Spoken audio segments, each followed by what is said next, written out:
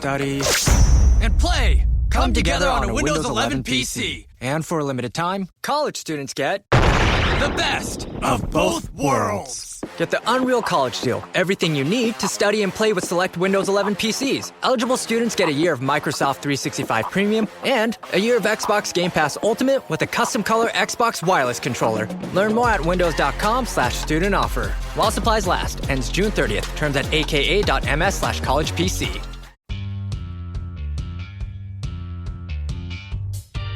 This podcast is part of E2C Network, where we share the whole Auburn experience. David Housel described it best. We are living the whole of the Auburn experience. You can quantify it, you can qualify it through a variety of methods, time, people, places, and things. But at its heart and at its core, the Auburn experience is all about Auburn sports, Auburn culture, Auburn family. The easy way to say it, though, is if it's orange and blue, it is what we do. So thank you so much for joining us in what we're doing for episode 174 of the Auburn Experience podcast. I'm your host, as always, Kyle Loomis, who was prepared to introduce his co-host as the more well-rested, the more well-prepared, the more just in a better shape co-host of this show. But sadly, I don't think I can actively say that right now for him personally. He's here. He's ready to go. But boy, I think he's just in about as rough a shape as I am. Austin Scott, welcome back. Thank you so much, War Eagle Kyle, War Eagle to our viewers and listeners. They say it in theater, the show must go on. And that's where we're at. We have so many similar life experiences right now. And look, you know what? This is our little piece of paradise here with you all. It's usually on Sunday night, but we're on Tuesday night, and we're just rocking and rolling and got plenty to talk about. Plenty of fun things to talk about. Oh, yes, plenty of fun things. So a little bit of housekeeping just to address the weirdness of everything. Why, if you're listening to the audio portion of the show, you're like, why is this show popping up on a Wednesday when these usually come out the next morning for you all?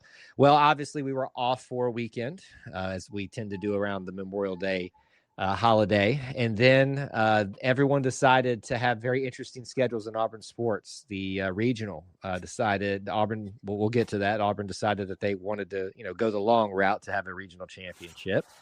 We almost kind of thought about doing it again, like bumping it back again, because men's golf is trying to also, make things interesting with them finishing up championship stuff. We'll get to that as well. So it's just been a very rough and tumble time here, trying to get back on track after a little bit of a week off. And of course, they can't even give us a week off with the news, Austin. Like it doesn't matter if the season's winding down. They just keep rolling it out for us at this point. They just keep rolling it out, and the athletic calendar still moves on. We tell you that every year, that it goes well into June, but it has been heavy hitting since I don't know, since the end of the school year got out. It feels like so we're rocking and rolling. We're keeping up with the times as best we can, and thankfully a lot of it's fun. It is. And I will tell you this, Jessica asked me the other day, it's like, I thought you said it was going to start slowing down for you. And I said, I thought so too. I truly did think so, that at some point it would start slowing down. But as you said, most of this is good things that we have to celebrate, whether it be, Auburn in a super regional now, a men's golf competing for a national title again. Austin, it's funny. I was told that Auburn athletics was in the trash heap, and like nothing good was happening, and the athletic director needed to be fired. That's what I was told, Austin, and I'm just really confused by what these experts online, were telling me with what's going on right now. Well, you were probably told it even as early as last Friday, or as late as last Friday. But when you focus on the woe and despair of all things, and look at this saddest slant to every nook and cranny of the Auburn experience, you probably feel that way. But what a sad way to live. And so we're thankful that so many that tune in here and can look. We wear sunshine pumping as a brand of honor on this show. I've never understood why people think that's a negative thing. Like to me, you're making fun of someone for being having more of a positive slant. Have you ever thought what that makes you sound like? Yeah. Well, and let me tell you, just if you want to get really literal, it has, where I live, which we've well discussed, is Auburn, Alabama. It has rained so much that sunshine sounds wonderful. Sunshine is a great thing, and I'm so happy to see it. And so, if that's what I'm associated with, then so be it. Isn't it funny, Austin, that during the baseball season, at least the tail end of the regular season, you had all this dryness and it was great for the most Yeah. part. We've And been then in a drought for months. Right. And then the second postseason starts and you've got to smash all these games into it. The rain just cannot stop. And it felt like Auburn was the center of it all. I know tons of other regionals had to deal with it as well, especially across the Southeast, but it just was like every single time that, they felt like they had this schedule locked down. Nope. We're going to, anyway, we'll talk about it. It was just a wild night. One other quick note that I think is just, in the kind of getting excited about things that I want to bring up here. We are officially under 100 days for a couple days now for Auburn football. Obviously, there's still a long way to go, but to me, that is the official beginning of a real countdown. Now, I know SEC Media Days is where we really start doing talking season and all that kind of stuff, the real kind of talking. But to me, 100 days, once you pass that marker, it's going to start clicking off here before you know it. So we have passed that. They put out all the little, hype reels and stuff like that. I hope that you've all bought your tickets because I don't think they're going to go down much, even with switching over a game over to Atlanta. We won't open that can of worms again. It'll be here before you know it. So 100 days, Austin. It will 100. I want to say as of this recording, if my math's right, that'd be 95. So 95 days. That it just inches a little bit closer when we do that. When we start talking months or days like that, and it'll be here before we know it. Like you said, SEC Media Days is a big hurdle to get to. But once we all start looking forward to that, and then it's that hurdle, and then it'll be here before we know it. I feel like we say that the minute it comes back, that it's gone too soon, and it'll be back before you know it. So I can't wait. My boys, we've talked about this before, but my boys love the Saturday morning Auburn University marching band practice. Mm-hmm. And Brooks looked at me the other day. It was not 100 days yet, so I didn't know the amount of days to tell him. But he looked at me the other day, and they're 3, so they're not the most well thought out children, or in their expression. And so he looked at me and he said, "Daddy, when can we go watch the marching band?" I said, "It won't be long, but it is a while." So now you do have band camp to look forward to, because at some point at the end of that, they will do their amphitheater show, and that's another. We'll talk about like these little. We'll make that. Yep. Yeah, I need y'all to get there, and hopefully, it'll work out where I can attend one of these one day, if it makes sense for me to travel at that point. But that's another little benchmark in the approach to the season. Right. So just tell the boys, look, the marching band's getting ready. They got to go through band camp, all that kind of stuff, and. I went through band camp one time when I was told that I was going to be in the band by my parents, and I can tell you that it's pretty rough. And it was also pretty rough for the band that had me as part of it, with no musical talent whatsoever. Thankful it wasn't the Auburn band that had to put up with me, because I would have ruined it, to be frank with you. Anyway, it's almost here, 100 days. Auburn summer marches on. And as we kind of tell you every year, let us know out there what you're doing for your Auburn summer, where you're repping Auburn. We want to give you guys shout outs when you do. Let us know that on social media.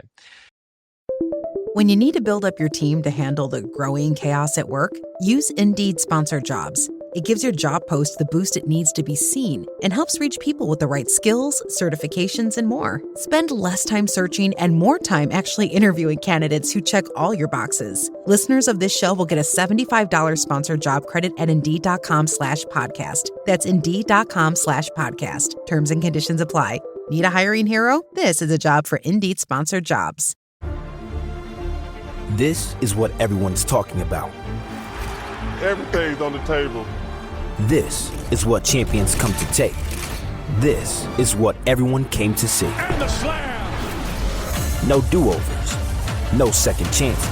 No more Mr. Nice Guy. This is winner take all. And it's all happening now on the home of the NBA Finals. Don't miss it. June 3rd on ABC and the ESPN app. With plenty to do, we might as well jump into it. This is going to be a different show, as in we're going to do like a mega potpourri show. Now, we will spend a lot of time on baseball here to start off, but we're going to just work our way through the whole show until we can get through some of these things over the last almost 2 weeks that we have missed out on talking about. But you can't go any further in this show without once again celebrating a regional championship for Auburn baseball. Now, it was a tumultuous little ride to the end there. It got a little bit scary, a little bit hairy at the very beginning of it, especially. And then as we addressed pre-show, very wet, hairy and wet, I guess, is the, if you want to. Like a dog. There we go. Thank you. I was trying to think of something that wasn't disgusting, but there you go. Hairy wet dog, and get the smell factor and going with that. That's what this regional was in some respects. But you got to pet the dog at the end of it. See, I'm trying to tie it all back in here. Right. You're doing great. It's like a great golden retriever. Yeah. That you got, which you know very well, by the way. As do you, yeah. Well, yeah, mine's a little been gone for a long time. You have fond memories, yeah. I have fond memories of that. Anyway, enough of the golden retriever talk. Auburn is regional champs once again. Here is the rundown for how it went. If you somehow missed all of that, Auburn opened up the regional play with a loss to the number 4 seed Milwaukee Panthers. They're Panthers, right? Isn't that what they're? Yes. Isn't there another Milwaukee Panther out there somewhere? Who knows? I think that's the USFL team. I truly think that's what it is. Anyway, doesn't matter. Milwaukee 8-13. 8-13, and it was a lot worse than that in this, and that's what kind of started this whole spiral. Auburn had to move into the losers bracket and play 4 games if they were going to win this championship for the regional, and they did. They first beat NC State in a just shootout of 17-13, took on UCF, eliminated them 9-3, and then they had the tall task of taking on this really red hot Milwaukee team that made it all the way undefeated until they had to face Auburn again, and they lost 8-1 and 8-4. Auburn ended up victorious in the regional championship and moves on to a super regional, which we'll talk about in just a little bit. Austin, you got 1,000 angles that you can talk about this. What sticks out in your mind of this journey that we went on, besides the wet dogness that we've already addressed about it? Yeah, that's number one, the weather. And the lateness. But, I was thinking about it, though, because this is the 3rd regional championship I've watched in person since moving back to Auburn. Is it the 3rd under Butch? No, it'd be because we won one at Georgia Tech. Because we played Georgia. We went to Georgia Tech and we went to North Carolina once under Butch. So I think this is maybe 4th, 5th. Yeah. Anyway, it doesn't matter. I think North Carolina was the super. So yeah, I don't know. It's a lot, but it's the 3rd one I've watched at home. And I've been, grateful enough to get to be there for each regional championship. Some went to the next day, that UCLA game. However, just, I don't think you can underestimate that. And I don't think you can underestimate what that feels like and what I do not want to sound like a broken record. And I had told myself this morning, I will not come on here and just land blast everybody who was calling for Butch Thompson's do head. it. Please do. But I wish I had receipts because I stopped myself, but I was ready to call out all the handles on anyone I could find. Oh, I did, Austin. I did. That's fine. I went to some direct messages that we received and engaged with. Good. And I'll say one in person that they said the truth hurts. And I asked him the day yesterday, how's that truth feel now? And I never got a response. And I know Correct. he saw it because he's got the red receipts on it. So. Ooh, it's a tough look today for a lot of you. There is so many keyboard warriors about Butch Thompson, and thankfully he continues to prove them wrong, because he absolutely has changed this Auburn baseball program and taken it to another level, and does so again, albeit a funky way to do it.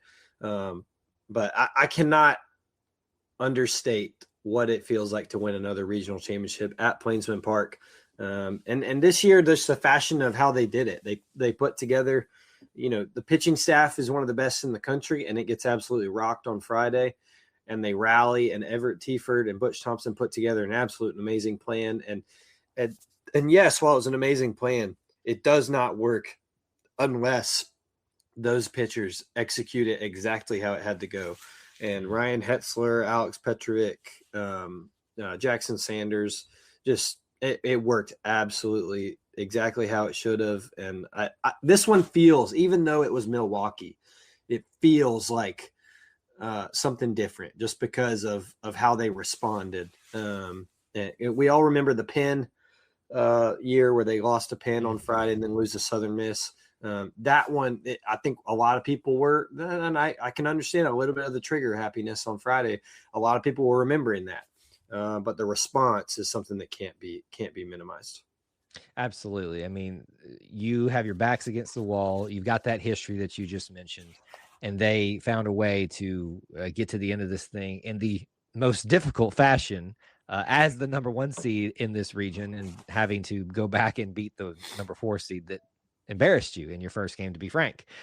So it's quite the story. And listen, let's give some credit to Milwaukee. And I know it seems cliche to say this at the end of this, but you even heard Butch talk about this, about how much he was impressed by their coaching staff, their roster, the way that they competed, the way that they didn't let their narratives that surround them take away the opportunity that presented in front of them.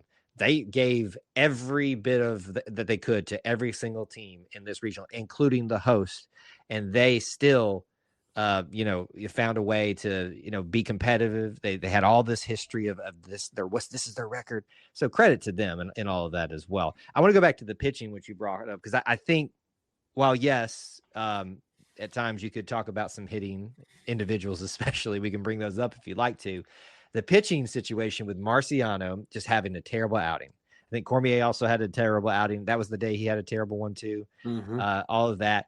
And then you kind of right the ship with the rest of your starting pitching rotation as you move into this long haul, or what's hopefully going to be. But this situation with Hetzler and Cormier too, also, I'm not going to dismiss, but Ryan Hetzler has to go finish out one game, because this is the Sunday night where you're going to finish out a game late in the evening and then start one late in the evening. And he starts that next game really late and does outstanding work. So we've been talking a lot about Auburn's starting pitching a lot all season, and that's rightfully so. And you should give credit to Marciano, I think, bounce back too. But we got to give some props to Hetzler, Cormier, because the bullpen is just as strong as the starting pitching staff, and they showed it in this difficult way.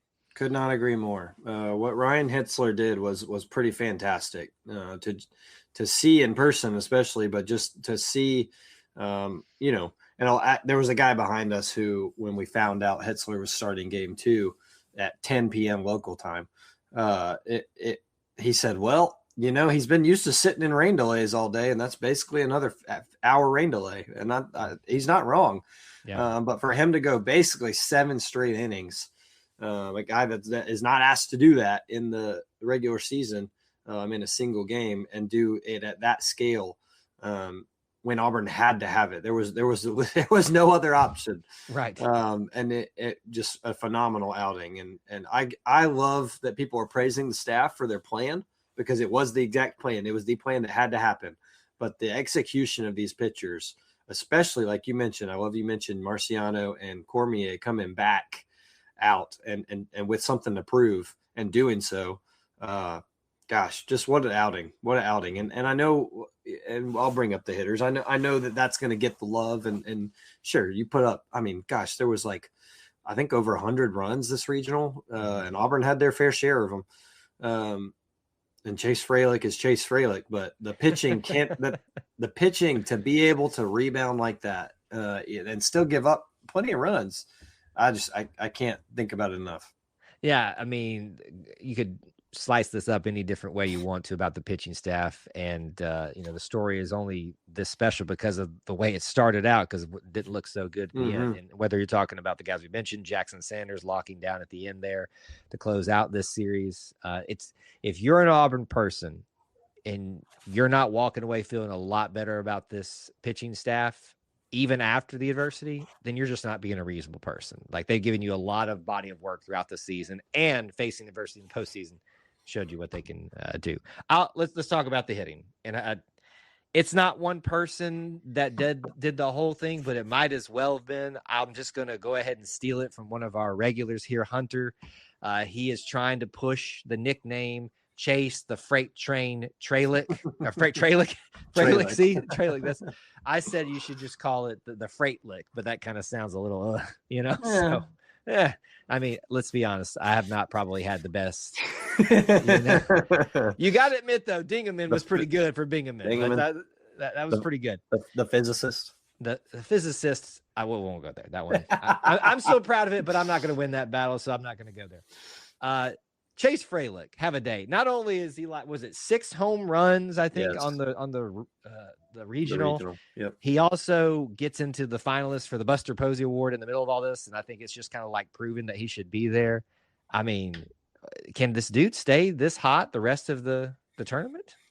They better hope so, because I mean, he is an absolute unit and an absolute juice for this team. Every time he gets up there, you feel good about it's going to be a quality AB, whether it goes a double in the gap or 440 to South Donahue Dormitory. It has been the bombs he hit.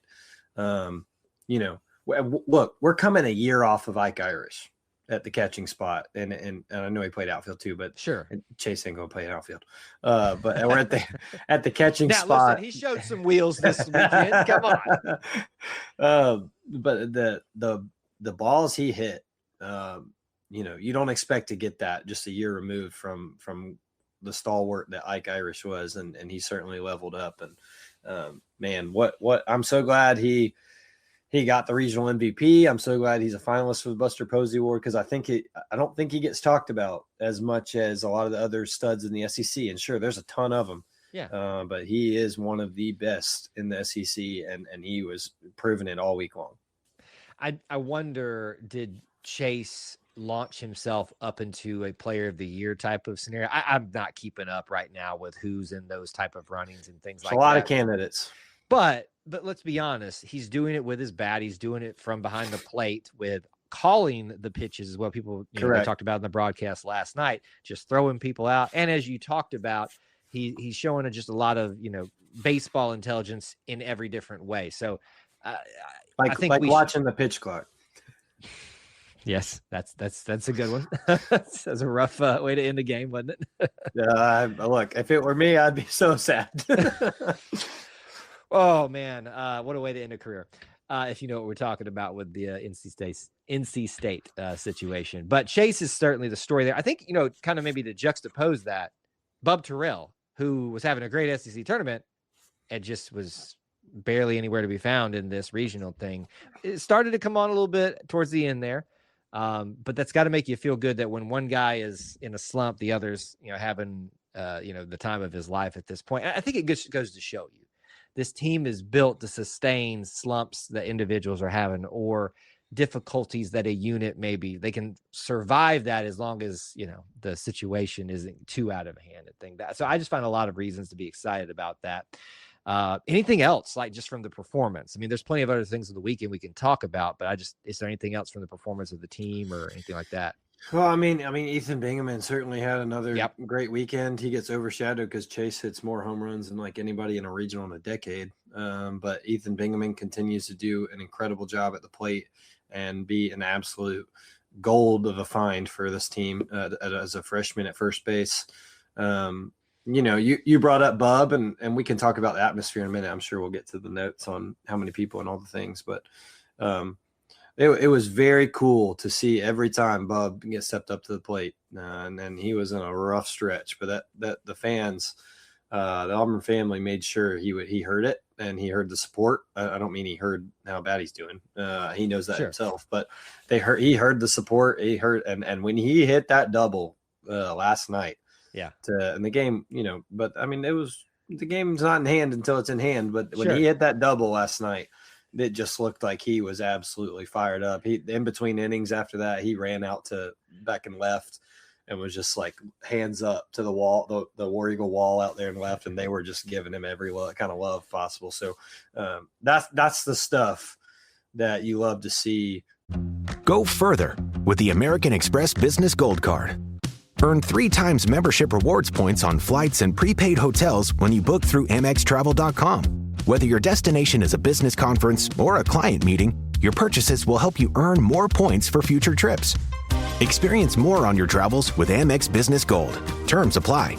Learn more at americanexpress.com/business-gold. Amex Business Gold Card. Built for business by American Express. Do you hear that? Sounds like breakfast is ready. Because Quaker's coming in hot with morning nutrition. 100% whole grain oats, and a good source of fiber to fuel the rhythm of your morning and kickstart your day. And that sounds absolutely delicious. Fuel to start whatever's next. Quaker, official sponsor of FIFA World Cup 26. And we've talked about this before, and I know I'm rambling, but I told Emily when I was hoping that Auburn would get to be a national host, we have, like I said, since we moved back, we've seen 3 regionals. It's just something very different about when Auburn hosts a regional that's like, I'm not saying it's better than a football game or better than a camp out basketball game. I'm not saying any of that. I'm just saying when all the focus, and of course we'd love for softball to still be in it, and I know track and field is still going, but when the majority of the focus for the Auburn family is all on Plainsman Park, it's just crazy. It is something you can't explain, and stuff like that happens where guys get picked up when they're slumping. Yeah, and I think there is something to that you're getting. I get that feeling as well. I wasn't able to attend the regional this year, but just having been to previous ones, watching from the parking deck and being in there, it just is. Even when you're not watching your team that you're there to support, like I've attended those other games too, it's just fun. Like, cause you're in your familiar place, but you don't have even a stake if you're watching those games. So regionals are crazy, wild fun, can maybe be improved from some comments from Coach Butch Thompson. If you saw some of those, I think he's got a point. He does. Some people don't want to hear it, but listen, the point of this is it's fun. And it is very fun. You got to think about, what's best for the players, but it is definitely a fun format in that way. Speaking of fun for the fans, let's talk about things outside of the actual game. We continue to always tell you about how awesome the fan experience group is, whether we're talking about one of their leaders, Rhett Hobart, and many of them, Paris Buchanan, all of them.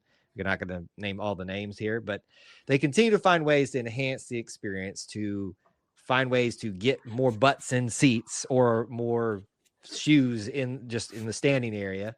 A lot of shoes, a lot of butts and a lot of shoes, if that's the way you want to phrase it. So a lot of butts and a lot of shoes. Thank you for that, Rhett. If all the butts and all the shoes out there, a lot of hot dogs, a lot of beer.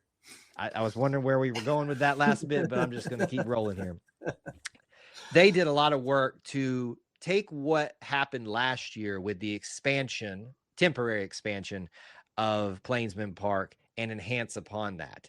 Last year, they expanded all up into that the Tiger Terrace area and that part right there in front of the parking lot that used to be just open to the public. But now they've done that, but added actual seats. So no more are we rushing in there with canopy chairs and all that kind of stuff. Great improvement there. So you don't have one less thing you have to worry about on that front. Actual general admission seats up on that hill where first come, first serve.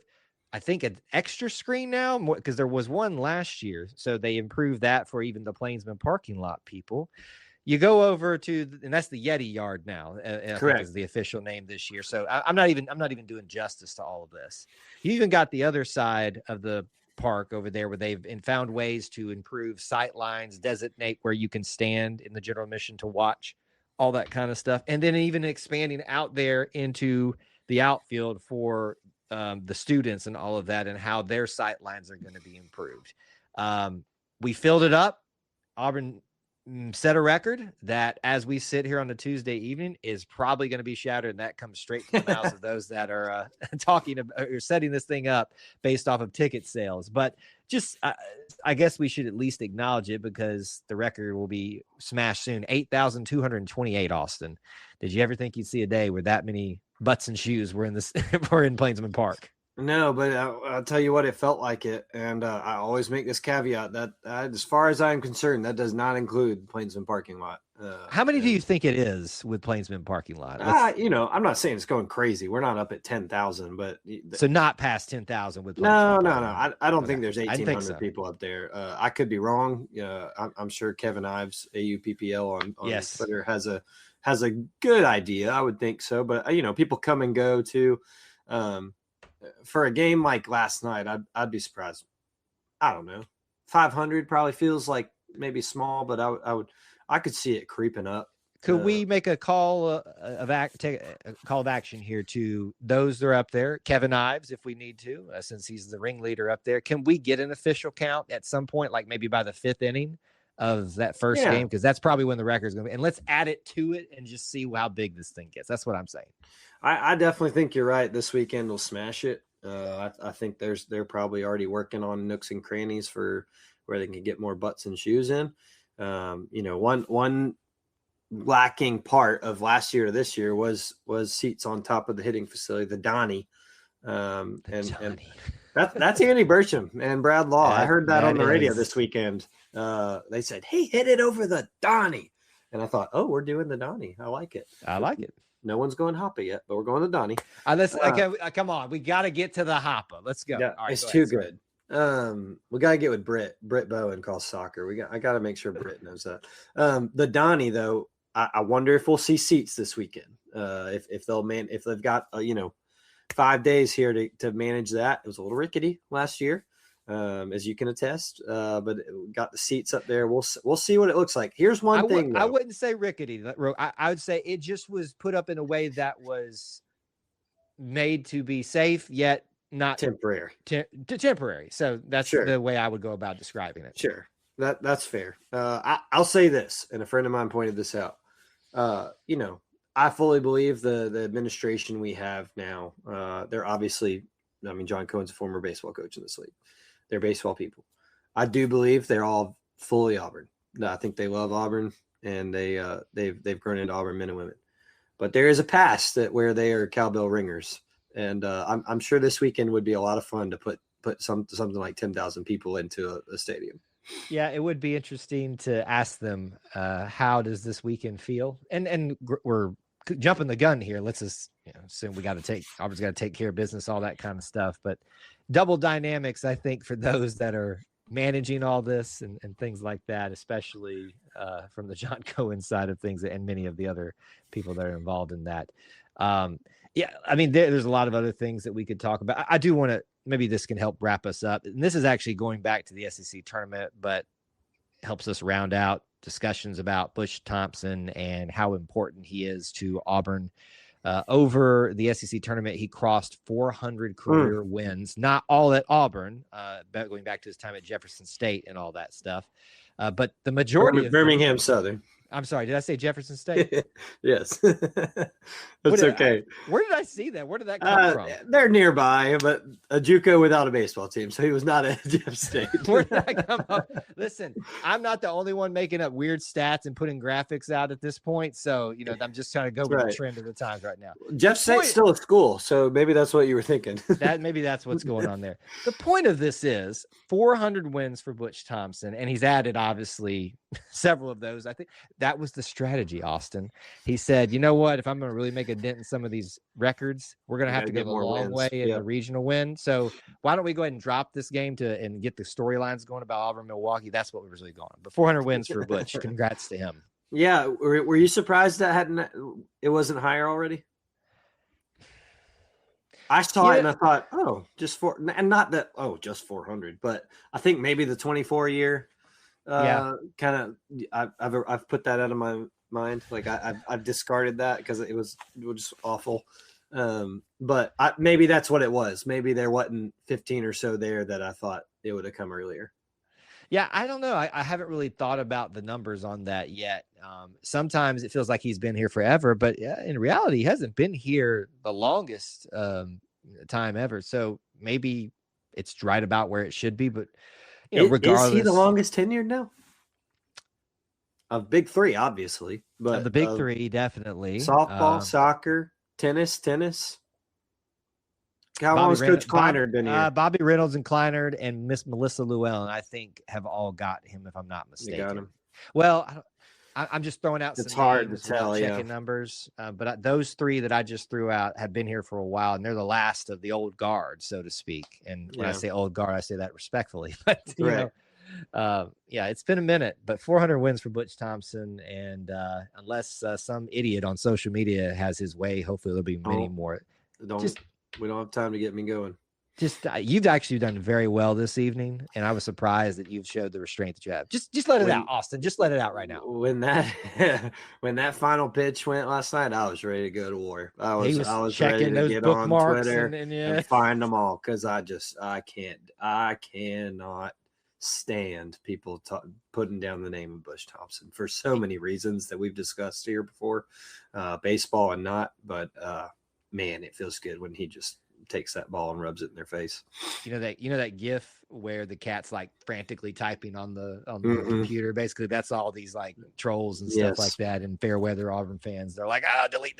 They're coming to get me for this. Hey, here's a lesson, folks. Just don't say those stupid things. Just wait and let things play out, and then you can be a jerk. But anyway, all right. So that's baseball in a nutshell. For that, really quickly, let's talk about super regional stuff. Auburn will host their second straight and second ever hosting super regional. Now that is some extra cool stuff right there. Last year just was off the wall nuts with it being the first ever, but now is it just like mundane? Like, this is what we do now. We host super regionals at this point. And weren't we the number 4 seed last year too? We were. Yep. It's a benchmark now that I don't think it's come to be the expectation. I think reaching it has become an expectation. But to host it is certainly getting that way. When you get 2 in a row, and last year, talk about rain. Last year, Coastal had a ton of rain too, and it looks like it's okay for now. We're gonna knock on all the wood we can find. But man, it's something. I was thinking about. This is a way back E2C moment for everybody. Back when we used to do a round table to start the year with all our people. And we'd do predictions for the athletic year. It was like right before soccer kicked off, maybe right after soccer kicked off. And this was like, I think it was 2016, because I want to say somebody said Daniel Carlson to win the Heisman, which that was Clint. Was it Clint? Okay. It was Clint. I remember that very vividly. But my prediction that year was Auburn will host their first super regional. And it took almost 10 years for that to actually come true. But so I can't not think of how much of an accomplishment it still is. And certainly when, with Coastal last year, they went all the way to the ship. So they were the Cinderella, if you can say that. Certainly a storied baseball program. But now this year, an SEC foe, another baseball power who has gotten to that mountaintop. This one feels like it doesn't feel mundane. It feels like it has some juice. It does. And we haven't played them this year at Correct. all. So I had in my mind that we had for some odd reason. But so, okay, I feel so much better now that you've said that. I've had several people on other streams that I do. Did you have it in your mind we played them there or here? I had in my mind that we played them there. Me too. Are we experiencing some type of, what's that called, Mandela effect, where we actually did play them, but it's erased from memory? I believe it if it was last year, but I feel like I remember watching the game at their, like on TV at their stadium very clearly. But let me go a step further. Let me go a step further. What was the results of the series? I think we went 1-2.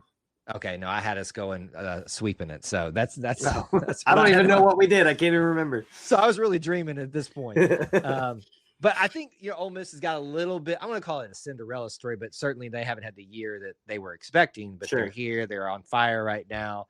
I already see the Ole Miss social media brigade get rolling, and they get very amped up when they attach themselves to Auburn. There's kind of I want to call it a budding rivalry there, but they want it to be more than it is. They're across the sports. They do. But either way, respect to them as a great college baseball program. This place is going to be packed out. And how do we know?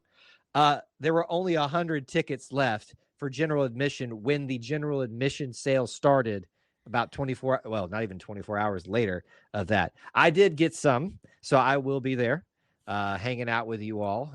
Lord willing, and the creek don't rise, all that kind of stuff. And Kyle doesn't fall asleep and miss everything because he's so tired. But it's going to be fun. It's going to be an awesome time to be back in Super Regional. Hopefully this one's a little bit different. I will first remind us, Austin, of our predictions. Do you remember at our season preview what we predicted for the results of Super Regionals here? Brother, with the state of life. I do not remember that. I do, because we got a lot of crap for this at the season preview, that we would host a super regional, our second ever. We predicted that, but we would lose because we would run into a buzzsaw again, like we did with Coastal Carolina, because that was the Auburn luck. Now, I don't know that we found the buzzsaw that was Coastal Carolina. Sure. But as you and I just talked about, we have found Ole Miss, who's not having the season that they necessarily thought they would have or expected, but they're peaking a little bit at the right time. So with that in mind, of us both predicting Auburn would lose in the super regionals, would you like to go on the record for anything different at this moment? Yeah, sure. Why not? I'll say they win it, but I think this is going 3. I think it's going to Sunday. This is not the point of the show where I'll talk about why when we played into Monday morning and then play also into Monday night that we get the Friday game. I will not go into that at this moment.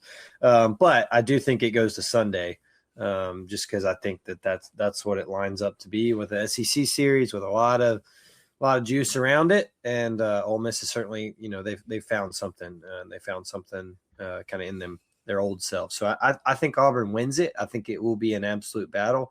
I think they'll go 2-1. Very interested to see how the pitching plays out for it and kind of who starts when. It'll be another piece of the puzzle for Butch and Everett to figure out. But I feel really good about this Auburn team right now. I feel very good about them. I am very intrigued by how Ole Miss is playing. I will differ from you a little bit. I think it only goes 2 games, and I don't know who it's going to be. I want to say Auburn, so I'll just predict it that it goes 2 games. Auburn wins on Saturday, but it could it could just as easily be the other way. That would be a huge disappointment. But this is the SEC baseball world, and we can all catch each other at any moment, even when they're in the difficult situation. But besides all that, predictions, all that, second ever SEC or second ever hosting of a super regional, first ever SEC super regional, I guess you want to call that, for Auburn hosting. You can just define it whichever way you want. It's going to be a fun weekend for Auburn baseball as their postseason continues. Expedia and Visit Scotland invite you to come experience the beauty that awaits in Scotland. The sweep of wild coastlines, quiet lochs, and untamed landscapes. Fresh cuisine that feels rooted in the land.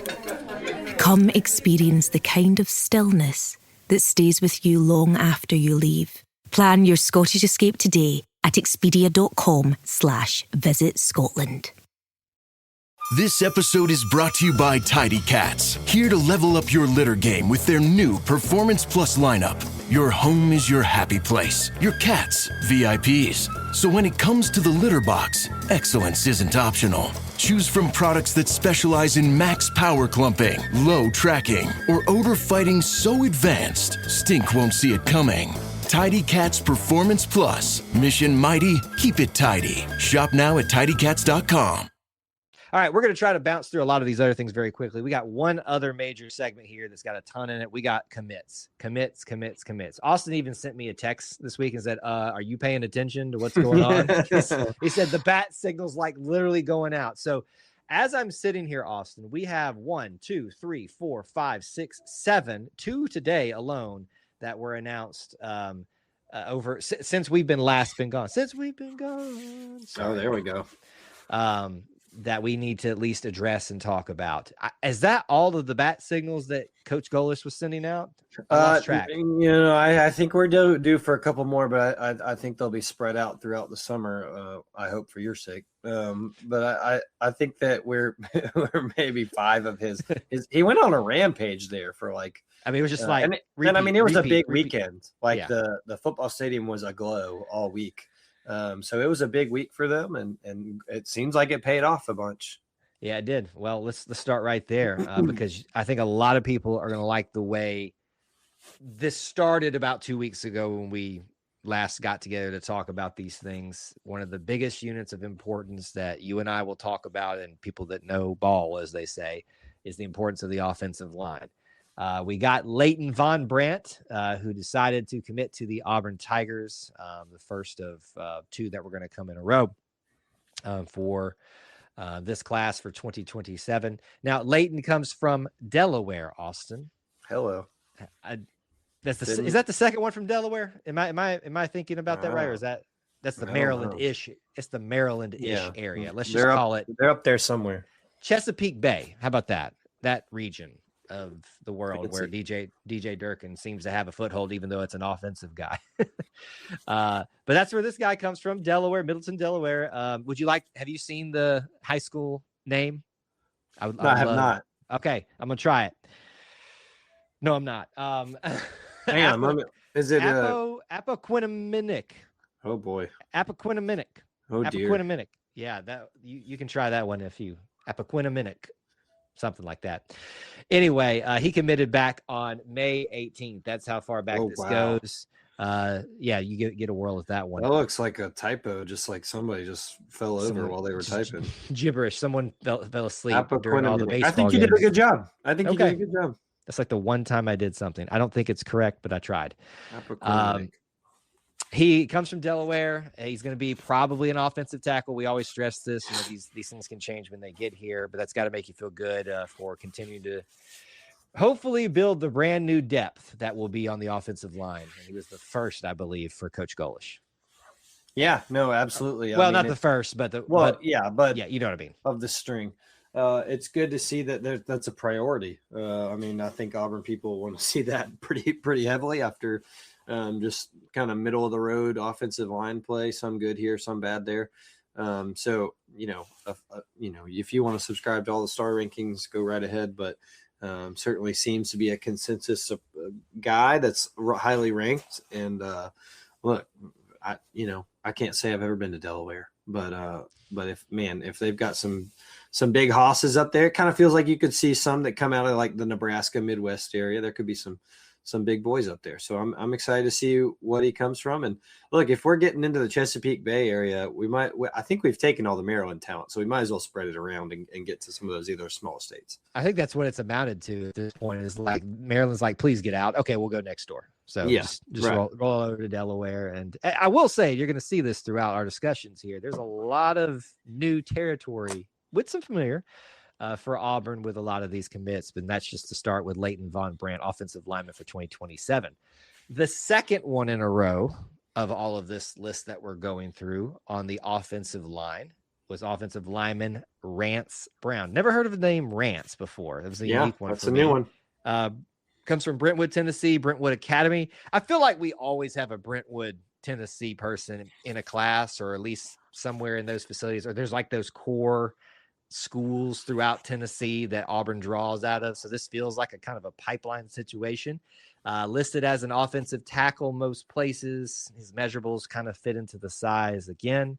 This isn't unique as like the last one was coming from Delaware. Tennessee is not, I wouldn't call it a mega pipeline for Auburn, but they do draw out of there, as we talked about a lot. But that's two offensive tackles. If I'm looking at the list correctly, I am. For Auburn in this class. So not to say that they're done by any stretch of the imagination, but you, in an ideal situation, maybe you get a full offensive line every single class. You already got your two offensive tackles, Austin. Yeah, Rance Brown, like you said, a big boy. From the measurables look good. He does say, I was looking at his quote that we tag in our notes, that he's looking forward to representing his last name in his home state. So it certainly sounds like he knows the rivalry. Whether he's, I'm not quite sure where he's from originally, but I will always take a guy who knows what it means to play for Auburn and takes that in high regard. It sounds like Rance has that. So looking forward to seeing maybe him get to the Plains and what all he can do. I'm always in favor. Like I said before, I'm always in favor of placing a high priority on tackles and offensive linemen. I don't think you can have enough. And Auburn certainly has felt the need of it in the recent years.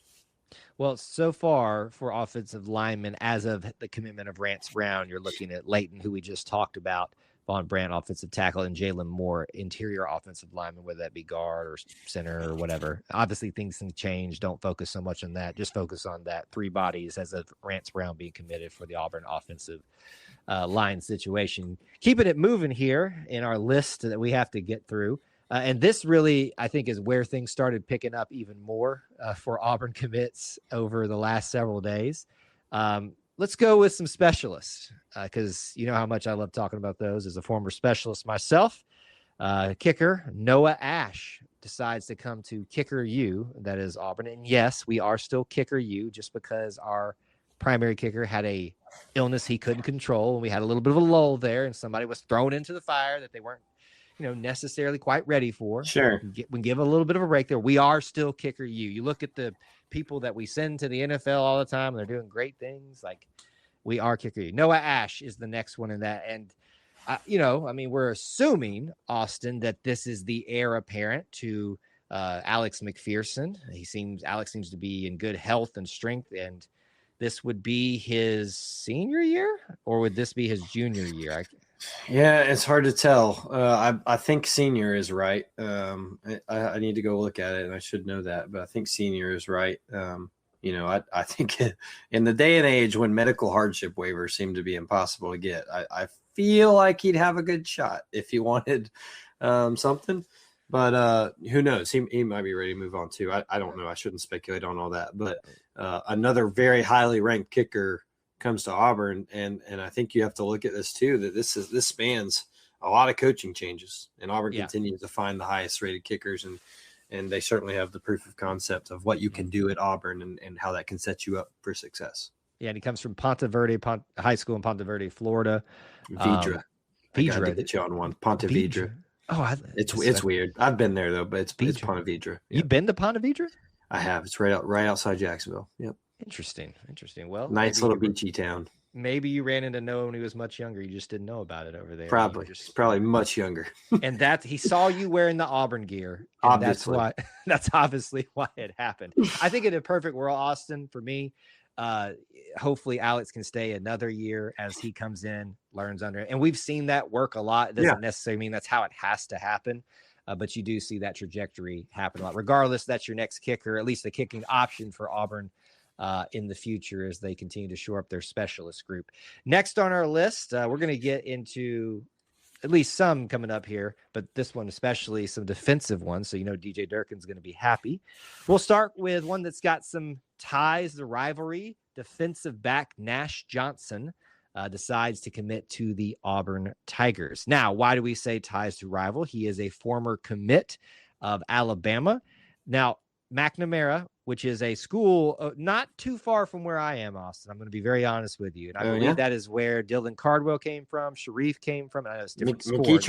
McEachern. McNamara. Don't know where McNamara is, but you know what? I'm just going to start pitching it to you every single time something needs to be pronounced because I can't do it, apparently. Nash Johnson from an area that Auburn has frequented for a variety of sports and not too far from me. So I might have to find my way over there to McEachern to watch Mr. Nash Johnson. But this was not a traditional flip. Like, he had already decommitted from Alabama. Is that my understanding? Or it'd been a little while. Okay. So I know we're trying to tie that in, and it is cool to see when someone decided to come over to the other side and stuff like that. But I saw people trying to make a big deal about the flip, and I'm like, nah, I don't think that's how it works. Statute limitations had passed. We're still happy to have him, though. Absolutely. I think this is one that kind of people have been running around for a little while. And he got to do it on campus. Maybe was waiting for that special picture to get on his graphic. So Nash, another fun name, Nash Johnson, can join a long line. We've already talked about kickers, can join another long line of successful Auburn DBs. And look, we said before, if DJ Durkin likes you, it's fine enough for me. Yeah. He's listed as a cornerback on a lot of the sites too. So that gives you maybe an idea of where he might end up playing. Of course, anything's fair game. We've seen people, as we always talk about, switch positions a lot. Let's go to the next in our list, which is going to be offensive, switching back here, and another running back commit in this class for 2027. Not only that, he is going to come from a very similar area as the other running back commit in this class. His name is Kingston Miles from the St. Louis-esque region. So him first, and then we'll talk about the connection a little bit. Kingston Miles from St. Mary's, which I instantly thought maybe it was out in California or something. But from St. Louis, Missouri, 6 foot-ish, 195 pounds. That was a big get for Auburn in the running back room. Continued to build that up, over time. And if Coach Golish has had success and stays around. He likes to run. I'm just quoting his words here, the piss out of the ball. So you need a lot of running backs if you're going to run the piss out of them, essentially. So not a shock, I guess, or you shouldn't be shocked that you've got him and Myson Johnson Cook in this class together. Yeah, no, you're right. It definitely kind of gives some credence to what he has said about running the ball. Excuse me. And so to see him join the boat as well, just kind of even so quickly after, sorry, I'm losing the name of the former Johnson Cook. Yes. Yes. Okay. Myson Johnson Cook. You got it. Yeah. All right. That's going to take some time. We got a lot of fun names here on this class. Ash and Nash and all those. Oh yeah. Yeah. That's going to be rough. Noah Ash, his initial Nash. Oh boy. Myson Johnson Cook, in a time where a lot of people want to know how many carries they're getting, how much NIL am I getting? Am I the guy? You get to see a guy join forces with another running back. Of course, maybe they have some connection in the St. Louis area, but join so quickly after the previous one. So really cool to see. Maybe they're the next 1-2 punch once they get to the Plains and get on the field, but certainly gives, like I said, a lot of credibility that this is not just a air raid pass happy offense. The root of all of it, he wants to build through running the ball, and Auburn people like that. He knows that well enough. I like it a lot. I like what I'm seeing a lot, and I'm very excited to see what it's going to be. And maybe Mr. Miles and Mr. Johnson Cook are going to be an interesting duo, both coming from St. Louis area. Now, one's like the East St. Louis area of Illinois, but if you know the geography, it's the same thing essentially. This is what we keep talking about, whether it's Delaware, the St. Louis area. Auburn's pulling from some very unique areas right now, which is not unheard of when you see a transition to a new regime. They're pulling from some of those other roots they may or may not have, at least the people on their staff. This episode is brought to you by Viore. For Father's Day, give him something built for wherever the day takes him. Viore's performance joggers, breathable polos, and travel-ready layers are made to move. From workouts to downtime, on the clock or off, these are the everyday staples he'll wear on repeat. Get 20% off your first order at Viore.com/Father's Day. Exclusions apply. See site for details. This episode is brought to you by Ferrero. Soccer's biggest stage is approaching, and Ferrero is making it easy to go all in. Pick any two Ferrero brands from Kinder Bueno to Ferrero Rocher, and you could win the $1 million grand prize, plus an exciting range of daily and weekly prizes. Don't miss your shot. Official rules apply. Learn more at goallinandwin.com. Back to defensive side of the ball, and these is two on the same day here. We'll go with the defensive back first, Mr. Aiden Williams. He comes from Wiggins. I told you I'm going to stop doing the names. You know what? I'm just going to shut up. Aiden Wiggins from Burns, I think that's pronounced correctly, high school in Duncan, South Carolina. We've covered all the map.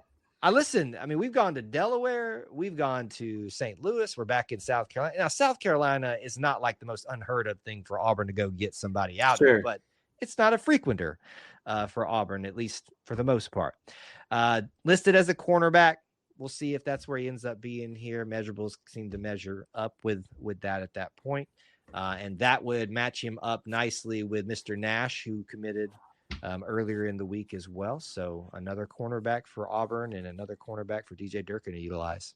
Yeah, another corner. Coach DVD has gotten a lot of love early from the Auburn people, and has done a really good job recruiting. And we talked about early in the coaching change how he's a former has learned under the tutelage of Wesley McGriff, and the Auburn people are excited about that. So Aiden Wiggins and Nash Johnson are kind of his new toys to play with, and it looks like they both have some good size, could fill out against those SEC wideouts they'll be running after, and hopefully look forward to seeing the two of them locking down on the perimeter for years to come. Absolutely. It's fun to see a lot of these being filled in, especially when Auburn lost a little bit in the transfer portal this year. And I know these guys aren't arriving until next year, but for those of you that were worried about that position, about depth and all that, that's coming along under this new class and this new regime as well. Nash is just one of them, but now Mr. Wiggins as well. One last one on the defensive side of the ball. probably more coming down the line by the time y'all seen this one and heard this one whenever you watch it. But another linebacker for Auburn in the 2027 class, and the second of the day for Auburn's 2027 class. Isaac McNeil has decided to commit to Auburn out of Vigor High School. Vigor. Viger. Yeah. How many of the names did I miss on in this segment? Well, it's not worth looking back on and figuring it out. No, so the only reason I know that's exactly how you say it. One, I follow, just not recruiting. I follow high school football, probably more than the average 30-year person should. But do you know? Can you name me? I don't know if it's the most recent, but I do know it's prominent. The most recent prominent Auburn linebacker from Viger. Trey Williams. No, Trey's from Hoover, Alabama. Trey went to Hoover High. Deshaun Davis. Deshaun Davis. Wait, I thought Deshaun was on the other side of the bay. Deshaun went to Viger. He made it very well known in a past life from where we were connected, and coached there for a little bit before. I think he's at Jack State now with Charles Kelly.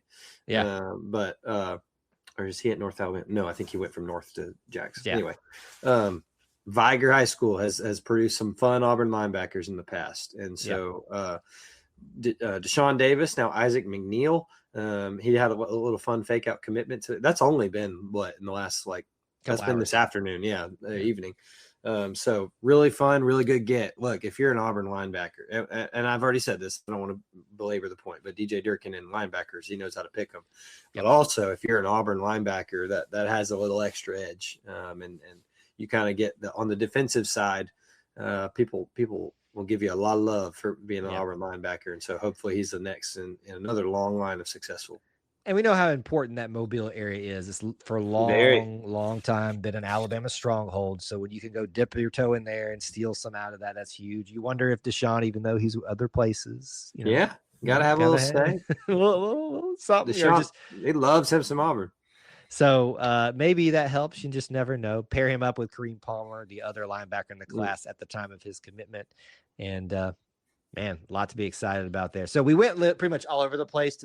We started in Delaware, St. Louis, South Carolina, and we ended up finally back in Alabama. Finally down home with this one. And that's, hey, listen, it's a busy time right now. It'll pick up again at some point, probably many more by the time y'all have seen this segment. But that's the 2027 class as of June 2nd, 2026 right now. All right, so we have a situation here, Austin. We have gone very long on these two main segments, and we still have a ton that we need to talk about. So how this is us workshopping on the show. How much time do you have left? We won't do it all, but I got some time.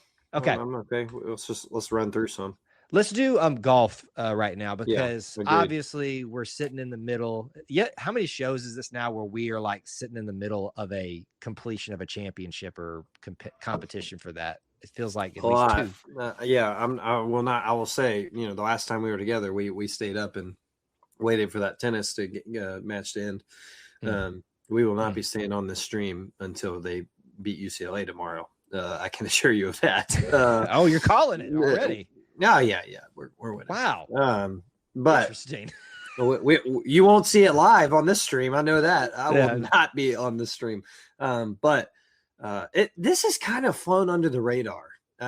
For me, I don't know if so the same for you. Maybe it's the regional and the chaos of the weekend and weather. It's and that all that. Women's tennis was the story because of them doing what they did and nearly winning a national title there as well. I mean, there's been other stuff going on amongst all of the spring nature of things too. Yes, but it's not that I wouldn't say that Auburn in the championship thing has been floating on the radar. It's just become like we've been talking about with every update about Jackson or the team.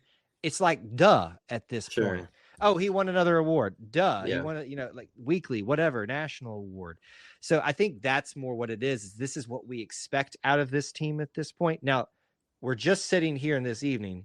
Semifinals are complete. They will take on UCLA, as you said. We don't know how it's going to shake out. Anything can happen. But they're just doing really good right now. I think that's what you're alluding to. They are. But and I'm sure it will be this way tomorrow. It feels like in years past, especially #Auburn Twitter has followed along live, and everybody's just been waiting on pins and needles. Yep. With the results, and I'm sure given it being during the day tomorrow, and and a lot of people will do, and it being just the championship, a lot of people will do that. But it doesn't understate the fact that Auburn men's golf has absolutely come on with a vengeance. They destroyed stroke play. And it's I heard a very interesting argument today. It's like, why is that not enough? Did we just invent the head-to-head for our own intrigue? Because every other tournament, right, it's stroke play. It's who's the best at the end of the weekend. And so why is that not enough? Nonetheless, we've talked about it before. It is very different when it gets to head-to-head, and you're paired against another team, and each player kind of has to do their job.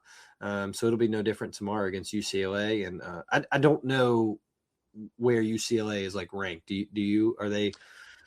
I had them. Are they having Cinderella? I would imagine they're very good. It sounds like I do not think they would at. be. I don't think they would be considered a Cinderella at all. I'm going to try to do this on the fly for us if I can. But just as I'm looking this up, I want to make a point off of what you said there. The pairings are a little bit different than doing the stroke play thing. And if you've noticed, Jackson's gotten some really tough matchups here. And you would expect this when you pair your best with your best and all that kind of stuff. But as much as he's dominated this year, he has had some, I wouldn't say struggles, but he's had some moments where some people have caught him in those match play type of scenarios there. I'm not finding it on my list right now, Austin. So I won't be able to pull that one up for you. Where they finished in stroke play. They finished tight. They were in that playoff to figure out who will play Auburn in. It was like a 4-way tie. The quarterfinal, 4-way tie for 2 spots. So Cinderella they got through that. So they were under 2 through stroke play when Auburn was under 26. But so you never know. Okay, well, here, there's one thing I want us to hit, but I'll go ahead and ask you now. You said at the start you want to stand by it. Auburn wins the national title tomorrow. Yeah, I think they win it. I think this team has been, since last year when it felt like they just left way too early. They've come back with a vengeance, and we don't know if it's Jackson Coivin's last year, but he certainly turned down going pro last year to come back, and he's only done even more this year, and also been playing in amateurs. And doing incredibly well. So is this his swan song? I maybe, but I'm going to say he goes out on top. If you look at maybe how things lay out there with them being one of the last teams through stroke play and stuff like that, it should feel good in that way, but they've made their way to the championship. And you could make the argument this is out in their territory, so they're going to feel a little bit more comfortable, although Auburn's been there pretty much every year with Jackson Coivin, every year with Jackson. So they're probably pretty comfortable with it as well. I would say I'm feeling pretty comfortable too with this situation. I don't know how to go. You certainly, after the way they did in the semis, just sweeping the field there in match play, that's got to make you feel real good going into that. Now, last thing here, just with Jackson and the history and all that, I know it seems mundane. We talked about it every week. He was this player of the week, this player, semifinalist stuff. A couple things have happened, which we knew were going to happen. It was definitely already written on the wall. It better have happened after last year in the snub of the Ben Hogan Award for Jackson Coivin. But he finally gets his second in 3 years. What I equate, frankly, to the Heisman of the golf world for the men's golf side. Ben Hogan Award goes to Jackson Coivin, makes him one of 3 individuals to be a 2-time winner of the award. His assistant coach, Chris Williams, has also won the award at a previous school too. So there's a lot of ties with this award with Auburn and those that are associated with the program right now. Couple that with, he won the Haskins Award. I don't really know how to equate that one with relating to the Heisman. To me, it feels maybe like the Doak Walker Award or something. Like it's a big deal that you win it, but like maybe not the Ben Hogan Award. And I'm speaking out of turn here, Austin, so you tell me if I'm stupid on this. No, I mean, I think you're right. It's they're both mega awards. The Ben Hogan gets more of the love for whatever reason, but I think he's obviously very deserving of both. They're both, similar National Player of the Year type things. I'm trying to think of what the equal to would be, but it just in football, it gets so like Maxwell is quarterback and Doak Walker's running back. Maxwell would be a good one. It gets more specific. And that's not really the case, but he's beyond deserving. I was looking at the pictures of that Auburn had posted or the Ben Hogan account, I think, had posted of him and the other guys that were up for it. And I was looking through the pictures kind of before they announced the winner, and I was like, you think these guys know? Like, you think these guys are like, we're just happy to be here? Like, is it the Cam Newton year? Like when when Michael James, and golly, I'm blanking. Oh yes, the Boise State quarterback, and was it Kellen Moore? Was he? I think it was Kellen. I think Kellen Moore was there that year too. I think that was it. For some reason, I'm thinking Toby Gerhart, but that was another year. Who should have won? He was snubbed a different year for he was. For two Stanford running backs were snubbed by the same school anywhere for non-deserving. Anyway, go ahead. Couldn't agree more. But I was like, do these guys know? Like, they have to know that this is not going to go their way, but hey, they're getting a good meal out of it. Anyway, it's like you said, just so mundane. We talk about this every week, it feels like, but it should not undermine how amazing it is. And he's going to submit. I mean, he's already cemented himself as one of the Auburn greats, but this is just adding to the accolades. Yeah, congrats to Jackson. And we say mundane tongue in cheek because it is awesome to watch this happen for him as an individual, and with him being part of the Auburn men's golf team. We know that they're proud of him. They've got much more on the table that they can continue to compete for, but just want to say congrats to him on that way. Let's do maybe one more, Austin. I think we can probably cover some other things along the way as we do other episodes, but it has been a long week for me and you as it stands. Let's just do the football games time stuff. I think that's something that is pretty relevant. We've already covered in a previous episode the announcement of the kickoff time for what should have been Auburn's first home game. I digress again. It's probably like the fifth show in a row when I brought that up. 2:30 p.m. Central Time on ABC, Auburn versus Baylor in Mercedes-Benz in Atlanta, Georgia. So we already knew that one. But boy, were we blessed with the announcement this past week with a glorious return to the Plains for their first two games. And as they always tend to do, the first three games are usually announced right away. I was actually shocked, Austin, that we got the first SEC game announced this quickly. I was too. Boy, was I pleasantly surprised. So here is your schedule for the first three games. 2:30 in Atlanta. We already talked about that. Coming home to the Plains at 6:30 or 6:45 Central Time. A night game for the first game. And then for the glorious return of the rivalry of Auburn and Florida in Jordan-Hare for the first time since 2011, I believe. I think that's correct. You're right. Yeah. 6 p.m. Central Time. If there wasn't other stupid games that they won't stop talking about, this should have been the game day game.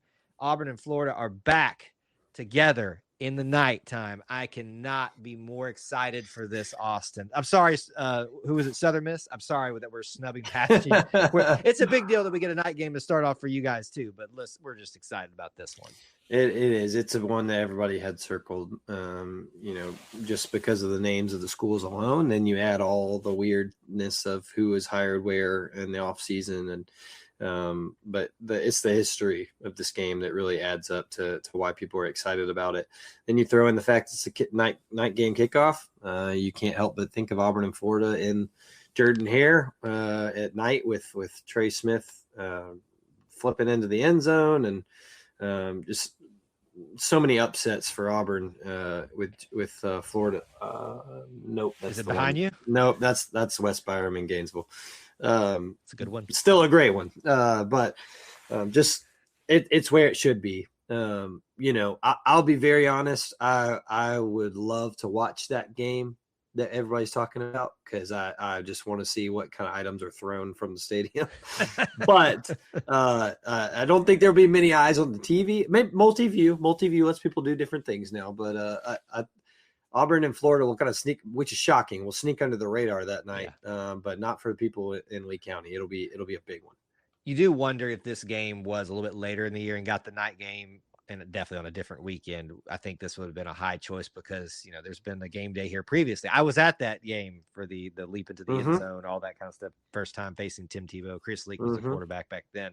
Like, there's been some history with Auburn and Florida having game day games, and at their place too, when I went to the one down in Gainesville the last time that we played them. Same. So this is a traditional rivalry, and it should be played more often. Thankfully, it will be. And I'm just happy that we get the first crack at it in Jordan-Hare. Now, to Southern Miss, listen, the reality is we should beat you. I'm not going to say it's a foregone conclusion. We know that's not the case in this era of Auburn football.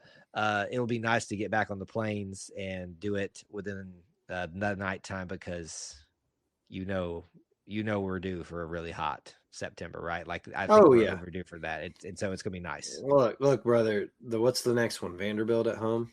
Yeah, and have we made that homecoming? Has that been? I don't remember. I think it was. That just adds to it. I know it's going to be at the middle of the day at that point. We're not going to have a homecoming queen crowned at nighttime. That ain't happening. So we'll see. I want to say that they announced those dates that those times are coming. Like the SEC Network's going to make a special out of it. Don't you worry. But I want to say they announced the time those dates will come, and we'll definitely give those to you when it comes. But to have the first three and to have the Gators coming to town at night is a lot of fun. It is a lot of fun, and I couldn't be more excited about. I've been waiting for this one for a long time. It's going to be here before you know it, folks. We're going to call this one a show. There is still a list of things that we wanted to get into this evening, and we just don't have the time to do it because we had to talk a lot of baseball at the beginning and a plethora of Auburn commits for football. But we'll get to those on future shows here. Just as a little bit of a reminder and housekeeping at the end, too, schedules could be a little bit wonky given how certain super regionals may go or other things. I will also have some traveling come up in about 2 or 3 weeks with, some vacation stuff that could get a little wonky too, but we'll keep you guys informed as we can.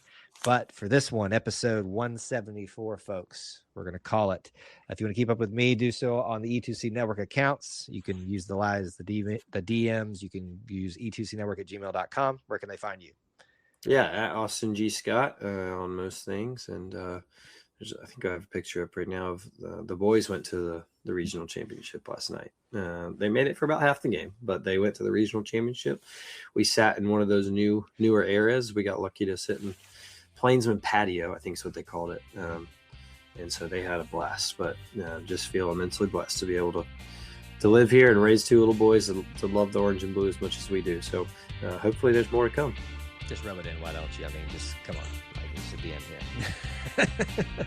All right, folks, that's going to do it. Episode 174. Thank you for being with us. As we go, I remind you, the Auburn Creed asks you to do justly, to love mercy, and to walk humbly with God. We will ask you to do the same. War Eagle. War Eagle.